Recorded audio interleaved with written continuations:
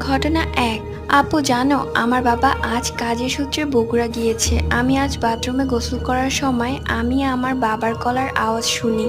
আমি বাইরে আসলাম, খুঁজছি আমার বাবাকে, কিন্তু মাকে যখন জিজ্ঞেস করলাম মা বলল বাবা বগুড়া। তাহলে আমাকে বাথরুম থেকে কে ডাকলো? আমার এখনো ভয় লাগছে। এটা সত্য ঘটনা। একদিন আমার দাদা সন্ধ্যায় কাজ করে বাড়ি ফিরছিল। পিছনে ছিল বড়ই গাছ আর সামনে ছিল বাঁশবাগান। হঠাৎ করে আমার দাদার সামনে দিয়ে হুট করে কি যেন একটা চলে গেল। জায়গাটা বেশ অন্ধকার। আমার দাদার বুঝতে বাকি রইল না সেটা ভূত। সবাই বলে সেখানে ভূতের চলাফেরা আছে। আমার দাদা তাড়াতাড়ি করে বাড়ি ফিরেছিল এবং ঘটনাটি লিখেছেন নন্দিনী। ঘটনা ৩। একদিন রাতে আমি আমার মার সাথে শুয়েছিলাম। হঠাৎ রাত ২টার সময় আমার আম্মু ফিল করে তার আঙ্গুল ধরে কেউ টান দিল।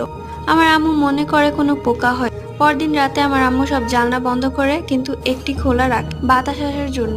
রাত ২টার সময় দেখি কালো রঙের কোনো কিছু পর্দার ফাঁক